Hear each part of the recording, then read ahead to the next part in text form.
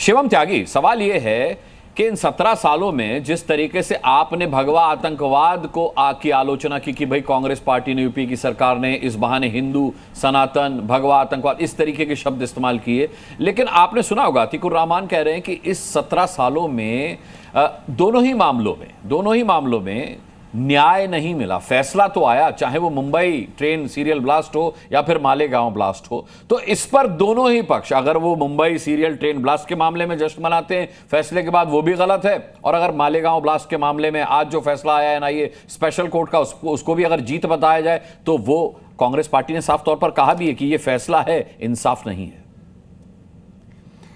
देखिए, सबसे पहले मैं एक चीज कहना चाहता हूं कि यहां पर जिस तरीके से चीजें हुई वो एक देखने की बात है, अनकवर करने की बात है। 29 सितंबर 2008 को जब ये ब्लास्ट हुआ मालेगांव में, खास तौर पर उसके चारों तरफ एक चीज करी। मुस्लिम बाहुल इलाके में जब ये ब्लास्ट हुआ 6 लोग मारे गए, कहा जाता है कि 100 से ज्यादा लोग घायल हुए। कांग्रेस सरकार ने बिना कोई समय बताए हुए, ऑन रिकॉर्ड स्टेटमेंट है वहां पर हमारे पी चिदम्बरम जी का, उन्होंने कहा कि अभी आजकल हाल फिलहाल में क्या हुआ है कि जितने भी आतंकवादी हमले हो रहे हैं उसमें एक नई थ्योरी निकल के आ रही है, भगवा आतंकवाद। इसी बात को फिर सुशील शिंदे ने कहा, इसी बात को फिर दोहराया गया दिग्विजय सिंह जी द्वारा।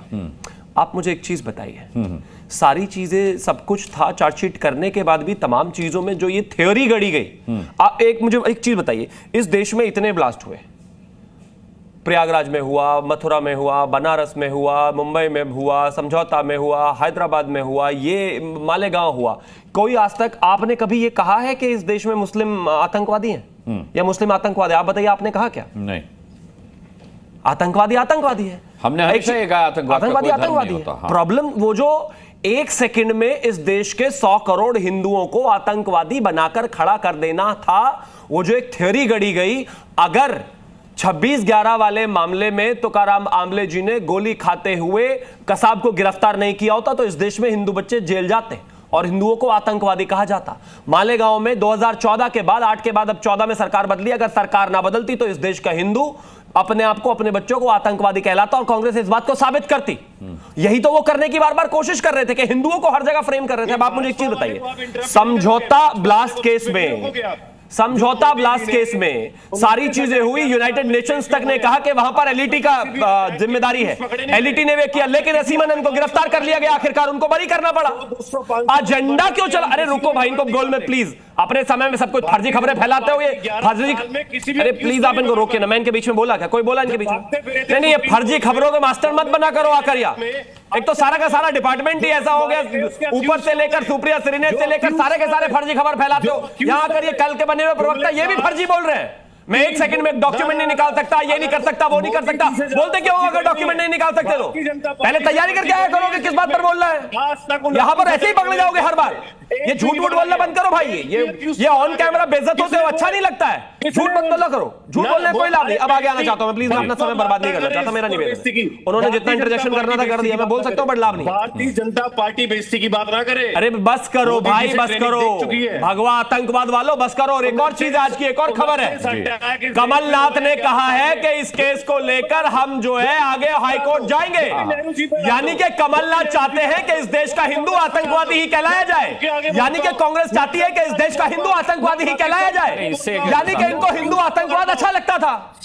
ये हिंदू आतंकवाद से इनकी रोटी चलती थी, तुष्टिकरण चलता था, ये सारी चीजें इनको अच्छी लगती थी। संवैधानिक अधिकार है हाईकोर्ट जाना भाई, नहीं बिल्कुल अधिकार है। अच्छा, आप शिवम त्यागी, ये कैसी बात कर दी आपने कि कमलनाथ अगर संवैधानिक अधिकार का इस्तेमाल करना चाहते हैं तो इसमें आप क्यों आपत्ति कर रहे हैं? मैं बिल्कुल आपत्ति नहीं कर रहा हूं। मेरी प्रॉब्लम सिर्फ और सिर्फ उन बयानों से है जिसमें भगवा आतंकवाद, हिंदू आतंकवादी, संघ और भारतीय जनता पार्टी के ऑफिसेज के ट्रेनिंग कैंप्स में आतंकवादियों को ट्रेनिंग दी जाती है। मेरी प्रॉब्लम इस बात से है, मेरी प्रॉब्लम इस बात से है कि इस देश के 100 करोड़ हिंदुओं को आतंकवादी कहा जा रहा था। मेरी प्रॉब्लम इस बात से है कि सरकार ने एक कैंपेन चलाया और योगी आदित्यनाथ जी के लिए भी। मालेगांव ब्लास्ट में हिंदुस्तान टाइम्स ने एक रिपोर्ट किया कि गवाहों को प्रेशर किया गया कि योगी आदित्यनाथ का नाम लिया जाए।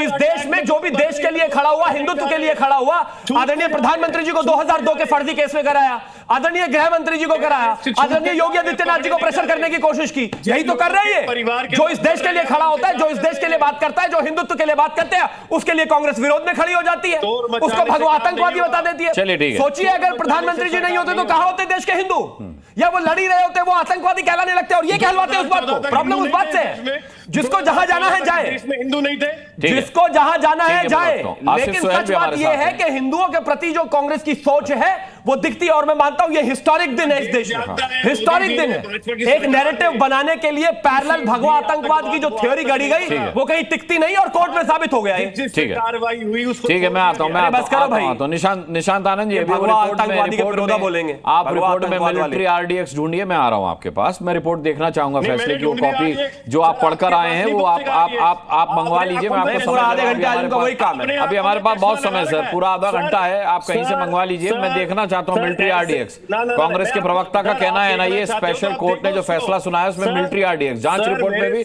मिलिट्री आरडीएक्स लिखा हुआ था, वो मिलिट्री आरडीएक्स देखना है मुझे। मेरे साथ ओवर स्मार्ट बनने की जरूरत नहीं, मैं ओवर स्मार्ट ना आप आईना देख रहे हैं सर, मैं ओवर स्मार्ट नहीं बन रहा हूं। आदमी अपने आप ही डेटा कोड कर रहा है, अपने आप ही फैक्ट बता रहा है, अपने आप ही कह रहा है पूछो मत मुझसे, ओवर स्मार्ट बन रहे हो, पूछे भी ना। आप आईना मत देखिए, आपको आईना दिखा दिया, मैं आपको आईना दिखा रहा हूं। आप मुझे ओवर स्मार्ट मत बनाइए, बताइए मेरे को मिलिट्री आरडीएक्स दिखाइए ना, मेरे को झूठा साबित कर दीजिए, मुझे झूठा साबित कर दीजिए। सीधा सा मौका है आपके पास। यहाँ आ बा शाह करने के बजाय, यहाँ आए बाएं शाये करने के बजाय, यहाँ अफवाहें और फेक न्यूज फैलाने के बजाय वो कॉपी दिखाइए ना जहां मिलिट्री आरडीएक्स लिखा हुआ है। नहीं बोलने दूंगा, नहीं बोलने दूंगा, देश की सेना के खिलाफ नहीं बोलने दूंगा, देश की सेना के शान के खिलाफ नहीं बोलने दूंगा, नहीं बोलने दूंगा, बिल्कुल नहीं बोलने दूंगा। मिलिट्री आरडीएक्स, मिलिट्री दिखाइए कहां लिखा है, मिलिट्री दिखाइए कहां लिखा है। मौलाना अब्दुल हमीद नौमानी साहब, क्या आज का दिन वाकई हिंदू आतंकवाद का जो नैरेटिव गढ़ा गया था, आप मानते हैं कि उसके अंत का दिन है? आज इस बात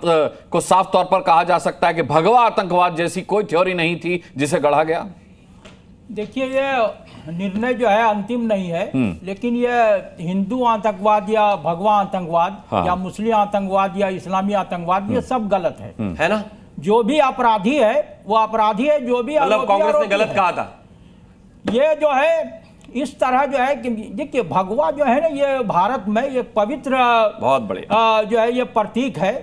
इसको जो है उस तरह से जो है पेश करना गलत है। ये जो है किसी मुस्लिम ने इसको नहीं पेश किया था। जी जी, ये जो है शिंदे ने किया था, चिदम्बरम ने किया था, आरके सिंह ने किया था, और इन लोगों ने ये किया था।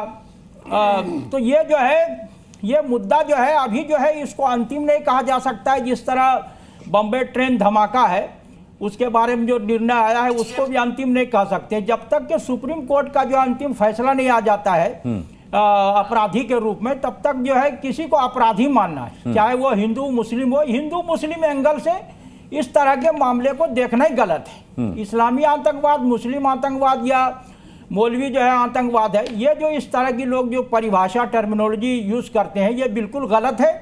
और मैं तो ये कहूँगा कि अगर ये लोग निर्दोष जो है अंतिम तौर पे जो है सिद्ध हो जाते हैं तो इनको जो है मुआवजा मिलना चाहिए। ये 17 साल बर्बाद हुए, इसी तरह जो है जिन लोगों के 18 साल बर्बाद हुए या ज्यादा बर्बाद हुए, ये भी जो है वो इसका भी जो है बंदोबस्त हो जाना चाहिए कि इन लोगों को जो है मुआवजा मिलना चाहिए। इतना समय जो है 17 साल 18 साल जो ये कम जो है नहीं होता है। तो इस तरह जो जिस तरह आरोप लगा के इतने दिनों तक जो है मामला चलता है, सालों तक, हाँ, सालों तक जो है घर वाले परेशान होते हैं, हिंदू मुस्लिम सब जो है, तो ये जो है वो देखने वाला जो है वो मामला होगा। और इसको जिस तरह जो है वो मामला जो है बॉम्बे ट्रेन धमाके का निर्णय जो है उसको लेके जो सुप्रीम कोर्ट जो है मामला सरकार ने जिस तरह ये किया है, तो ये भी जो है वो सरकार को ले जाना चाहिए और जो है एनआईए को ले जाना चाहिए, या जो है जिसने दूसरे ने ये कहा था वो भी जो है। तो जब तक ये जो है अंतिम निर्णय नहीं आ जाता है, किसी को भगवा आतंकवादी या मुस्लिम आतंकवादी या इस्लामी आतंकवादी कहना जो है हमारे हिसाब से सही नहीं है। सही नहीं है। ठीक है अनंत विजय जी, तो क्या माना जाए, क्या भगवा आतंकवाद की थ्योरी धर्म के नाम पर तुष्टीकरण करके वोट बैंक साधने की एक चाल थी क्या? ये तो बहुत स्पष्ट है अनुराग जी। आप देखिए 2008 में जब ये हुआ था और उसकी जांच हुई थी, तो इनिशियल जांच जो एटीएस ने की थी उसमें सिमी का नाम आया था। और उस इनिशियल जांच के बाद अचानक से जब एटीएस की जांच शिफ्ट हो रही थी धीरे धीरे, तो अभिनव भारत संस्था को इसमें जोड़ दिया गया। ये चेन ऑफ इवेंट्स जब देखेंगे तो आपको लगेगा कि एक खास मकसद से इसको हिंदुओं और आतंकवाद से जोड़ा गया था। एटीएस की शुरुआती जांच को कोई नहीं पढ़ रहा इन दिनों। एटीएस की शुरुआती जांच में हेमंत करकरे साहब ने स्पष्ट रूप से प्रेस कॉन्फ्रेंस करके 2008 में बताया था कि इसमें सिमी का हाथ हो सकता है कुछ इन्वेस्टिगेशन करने के बाद। अचानक से सिमी के बाद अभिनव भारत के बाद प्रसाद पुरोहित लेफ्टिनेंट कर्नल की एंट्री होती है, फिर साध्वी प्रज्ञा की होती है, और बड़े ज्ञान दिए इस पर अनुराग जी। बहुत बड़े बड़े विद्वान, बड़े बड़े संपादकों ने हिंदू आतंकवाद पर, और एक बहुत गलत बात इस चैनल पे बोली जा रही है कि आरके सिंह ने भगवा आतंकवाद नाम दिया था। आरके सिंह ने उस रिपोर्ट पर दस्तखत करने से मना कर दिया था जिसमें भगवा आतंकवाद शब्द यूज किया गया था। ये रिकॉर्डेड है और ये हर जगह कांग्रेस के प्रवक्ता का तीसरा तथ्य झूठा निकला। मंत्री को कहा कि आपको साइन करना है तो आप कर दीजिए, मैं साइन नहीं करूंगा। तो मैं सिर्फ यही कह रहा हूं कि जब आप विकिपीडिया पर देख के बोलेंगे तभी मिलिट्री इंटेलिजेंस जैसे शब्द आएंगे। वहां है मिक्सचर ऑफ समथिंग समथिंग। तो मुझे ये लगता है कि किसी और मीडिया हाउस की खबर का मैं हवाला नहीं लूंगा सर। मुझे रिपोर्ट दिखाइए ना, फैसले की रिपोर्ट दिखाइए ना। ये दूसरे चैनलों की, दूसरे अखबारों की कटिंग है क्या? दिखाने लगेंगे तो मान लूंगा क्या? व्हाट्सएप दिखाने लगेंगे मान लूंगा। फैसले की कॉपी मिलिट्री आरडीएक्स कहां लिखा है वो दिखाइए। आरके सिंह के लिए आपने कहा, बताइए। अनंत विजय कह रहे हैं आरके सिंह ने उस कागज पर हस्ताक्षर करने से मना कर दिया जिसमें हिंदू आतंकवाद लिखा था। सिर्फ झूठ बोलने के लिए बैठे हैं क्या आज आप? सिर्फ झूठ बोलने के लिए बैठे? आप सिर्फ भाजपा को बचाने के लिए बैठे हैं क्या? मैं क्यों भाजपा को बचाऊंगा? भाजपा इतनी कमजोर है, उसे मेरी जरूरत पड़ेगी। मैं सत्य को बचाऊंगा, मैं जो सच्चाई होगी उसे बचाऊंगा। भाजपा को बचाने का एजेंडा नहीं है मेरा भाजपा से कोई लेना देना नहीं है। सबसे ज्यादा सवाल मैं इन्हीं से पूछता हूं। सच्चाई को बचाऊंगा मैं, सच्चाई को बचाऊंगा। सच्चाई को बचाइए ना सर। सच्चाई ये है, आप सच्चाई पे बात कीजिए, मैं आपको पूरा मौका दूंगा। यहां रोज कांग्रेस के प्रवक्ता आते हैं और बहुत बोलकर जाते हैं, कोई दिक्कत वाली बात नहीं मेरी डिबेट में।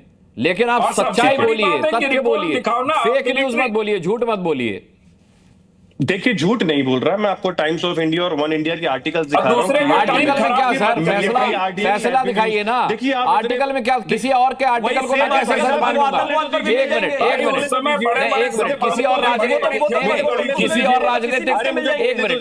मिनट, किसी और राजनीतिक पार्टी के स्टेटमेंट का हवाला देते हैं क्या कांग्रेस पार्टी वाले? मैं किसी और चैनल के, किसी और अखबार के स्टेटमेंट को क्यों सच मान लूं? आप मानते हैं क्या? आप तो INDIA गठबंधन में अपने साथियों के बयान को सेकंड नहीं करते सर।